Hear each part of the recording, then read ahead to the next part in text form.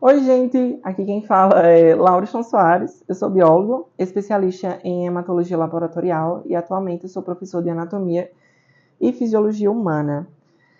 Eu queria falar nesse vídeo, né, o tema do nosso vídeo de hoje seria justamente discutir com vocês sobre um tema bastante intenso, né, que muitos de vocês procuram e me perguntam: como passar num processo seletivo? Como passar num concurso? Como passar num concurso para professor?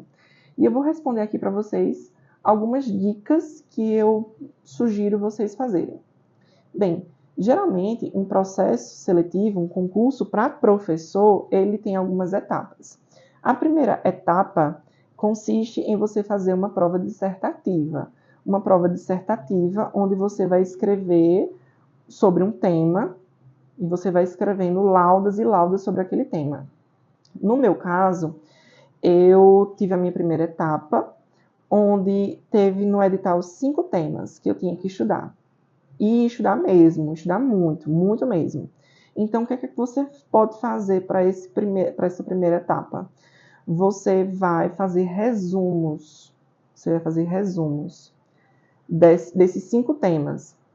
Tem edital que tem mais tema, tá, gente? Tem edital que exige mais temas. Tem edital que pede quase um livro todo. Mas você vai fazer resumos. Você faz aqueles resumos e você estuda todos os dias aquele resumo que você fez. Digitado, viu? Não vá fazer nada manuscrito, não. Aí você decora aquele resumo que você fez. Só que naquele resumo que você fez, tem que contemplar com citações e referências. Ou seja, você vai ter que decorar a referência. A maneira como ela é escrita conforme as normas da ABNT. Você vai ter que decorar isso. Na hora do sorteio, que vai ter um sorteio, você vai escrever o seu texto, né? Que pode ter 1, 2, 3, 4, 5. Eu escrevi 8 laudas sobre enzimas, que foi o tema que foi sorteado para mim, né? Então, dentro desse texto, eu fazia citações de autores de livros, eu fazia referências e assim por diante. E passei na primeira etapa. Eu acho que essa primeira etapa é a etapa mais chatinha, porque é onde você tem que memorizar 5 temas, e esses 5 temas não são aleatórios, é dentro da área do concurso que você está fazendo. Por exemplo, se você está fazendo um edital que está contemplando a área de bioquímica, então vai ser temas que estão dentro da área de bioquímica, como enzimas, deixa eu ver, lipídios e dentre outros. Então, quando você passa dessa etapa da escrita, aí você vai para a segunda etapa. Quem é reprovado na primeira etapa não vai para a segunda. A segunda etapa, você vai fazer o quê? Você vai montar uma aula, porque você está prestando um concurso para professor. Então, agora vai ter uma banca constituída por pelo menos 3 professores que vão avaliar a sua aula. Então, o que acontece? Você vai montar uma aula. Poxa, você vai ter que estudar muito para essa aula. Você vai ter que fazer citações, referências. Em todos os slides você vai colocar citações, referências. E tenta produzir um slide bonito, decorativo. Aí você deve me perguntar, poxa, sério que eu tenho que fazer um negócio decorado? Sim. Porque, querendo ou não, os outros candidatos vão fazer. E se você quer ficar em primeiro lugar, você vai ter que fazer um slide decorado e bem feito. Você vai fazer esse slide.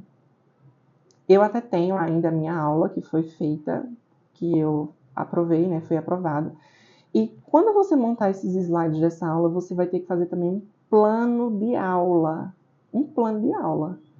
E entregar para a banca, entregar impresso. Né? Para cada pessoa que constitui a banca, você vai entregar uma cópia. Então, você entrega isso e faz a sua aula. A aula normalmente fica ali dentro de 30, 40 minutos e você vai apresentar essa aula. Não leia slides, gente, não leia, pelo amor de Deus, não leia. Bote muita figura, bote alguns fragmentos, bote tópicos, mas não leia. Isso é horrível. Ler slide é horrível. Você vai reprovar se você fizer um negócio desse. E ao final da sua aula, tente colocar algum experimento, alguma coisa ilustrativa, alguma coisa que chame a atenção. No meu caso, eu fiz extração de DNA, do DNA da banana. E, diga-se de passagem, eu tirei 9,6, se eu não me engano, nessa aula, 9,6. Lá mesmo, eu descasquei a banana, agora é rápido, né? E fiz o experimento e consegui fazer a extração do DNA da banana, porque o tema que tinha sido sorteado foi ácidos nucleicos, né, que é o DNA. Então, eu montei uma aula sobre DNA, eu falei sobre o histórico do descobrimento do DNA e fui falando sobre a fita de DNA, como ela é constituída, sobre os nucleotídeos e tudo mais. E ao final eu conduzi esse experimento. A última etapa, quando você é aprovado na didática, porque você pode ser reprovado na didática, é a prova de títulos, que é basicamente você entregar todos os certificados de títulos de graduação, de mestrado, doutorado e dentre outros, né? Os certificados que você adquiriu aí ao longo da sua jornada. E aí, essa etapa de títulos, ela não é eliminatória como as anteriores. Essa etapa de títulos, ela é classificatória. Vai descrever quem fica em primeiro, segundo e terceiro lugar. Quem tem doutorado, normalmente fica nas primeiras colocações, certo?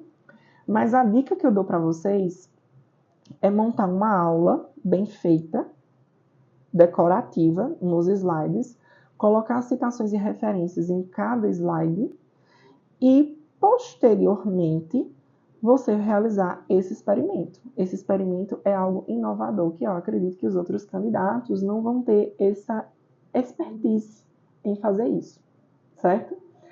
Poxa, mas vocês devem ficar pensando assim, poxa, mas a minha aula não tem nada a ver com experimento. Poxa, inventa um experimento, alguma coisa, um modelo didático, faz um modelo didático, faz uma célula, pede para a ajuda de um colega para fazer uma célula, enfim, use na tua criatividade, porque é isso que a banca quer. A banca quer algo inovador. Dar aula por dar aula, ministrar aula por ministrar aula, todo mundo sabe, todo mundo consegue, até porque é um concurso para professor. Mas o que a banca quer é o seu diferencial, o que você tem a mostrar de diferente, né?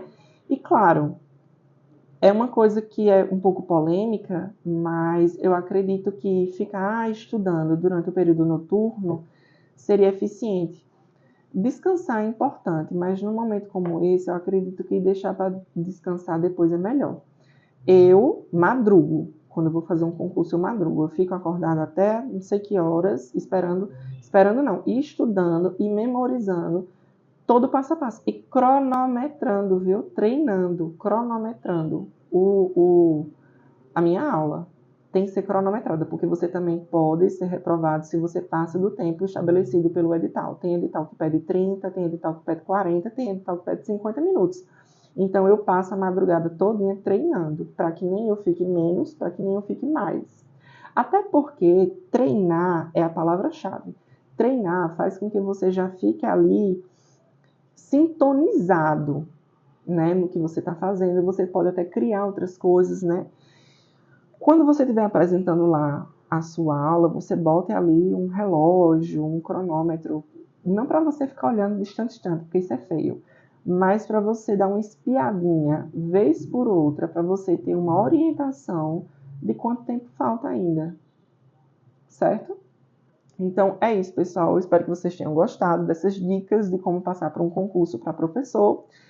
E essas dicas aqui minhas, meu Deus do céu, valem ouro, viu? Porque eu não fui reprovada em nenhum processo seletivo que eu fiz para professor. Nem me gabando, não. Mas é isso, gente. Eu espero que vocês tenham gostado. Curtam, comentem aqui, deixem suas experiências para que eu possa ver. E não se esqueçam de se inscrever no meu canal e ativar o sininho para receber as próximas notificações dos meus próximos vídeos.